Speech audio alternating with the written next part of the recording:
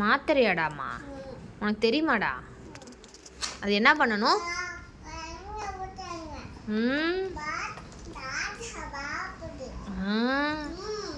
சரி.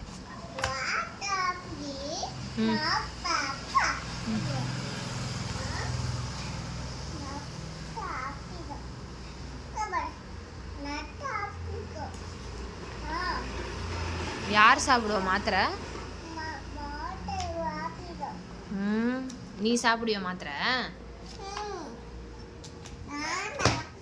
எந்த மாத்திரை சாப்பிடுவ? எந்த மாத்திரை நீ சாப்பிடுவ? நீ சளி மாத்திரை சாப்பிடுவியா?